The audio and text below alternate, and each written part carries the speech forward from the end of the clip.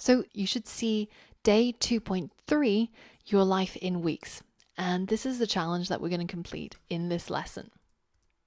The idea is that there's a really great article by Tim Urban of Wait But Why on visualizing your life in weeks. And I was reading this recently and it really made an impact on me, especially when you see that a whole life from age 0 to 90 can be mapped out like this in weeks, where every week is represented by a little checkbox.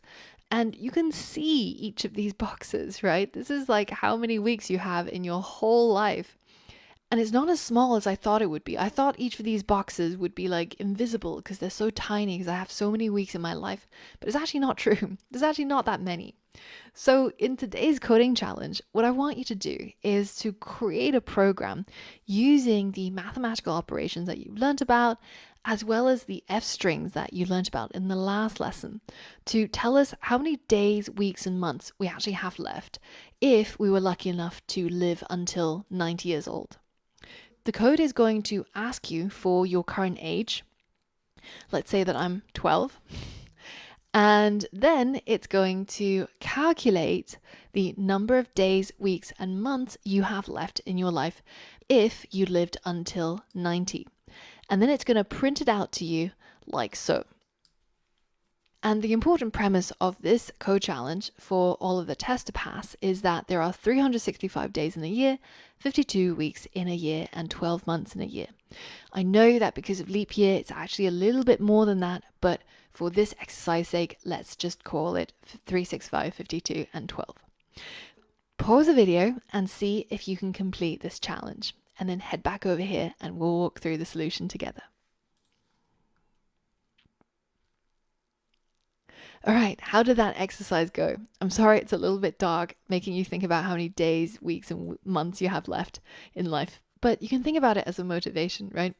If I only have 400 months left, I don't know if I want to spend one of those months just watching Game of Thrones. Maybe I want to do something for other people. Maybe I want to create something. So how are we going to calculate this? Well, we've got hold of the age from the input, but you might remember from previous lessons that the input always creates a string data type. In order to do maths, we do still have to do a type conversion. So we have to change our age into a number. So let's call it age as a int. Age is never going to be a float, right? Because not many people are going to tell you that they are 56.4 years old. So we're going to accept this as a whole number. So we'll convert our age into an int. Now the next stage is we have to do some calculations. We have to calculate the number of years left, right? So let's call it years remaining, and that's going to be equal to 90. So we're presuming we're going to live to 90 minus age as an int. So now that we've got the number of years remaining, we can calculate the number of days, weeks, and months left. So days remaining is going to be equal to years remaining multiplied by 365, because there are 365 days in a year.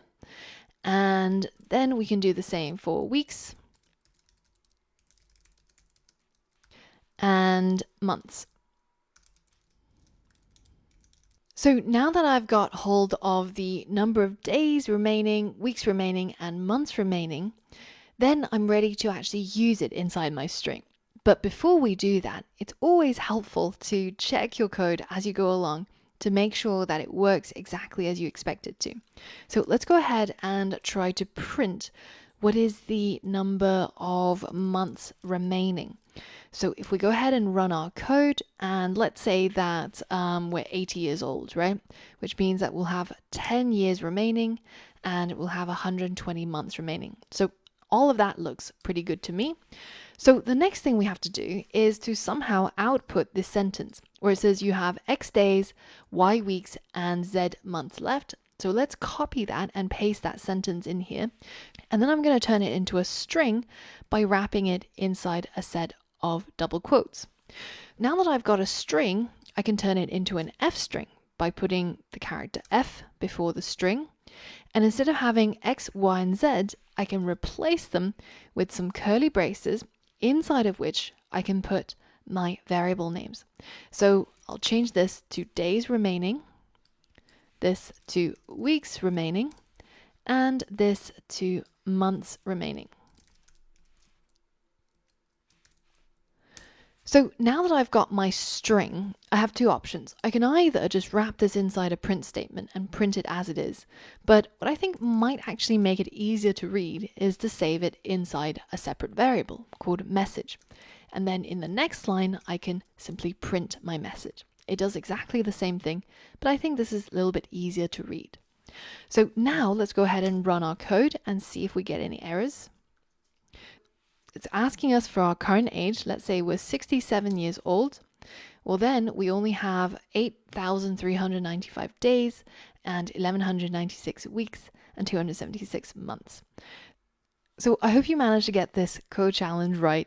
And even though the challenge is a little bit dark, well, at least remember that when you become a really good programmer, you'll be able to cut down on a lot of the boring things and repetitive tasks in life. So at least you'll be claiming back some of those days, weeks, and months. So I hope you had fun with me on this code challenge. In the next lesson, I've got a quiz for you. So head over there and give it a go.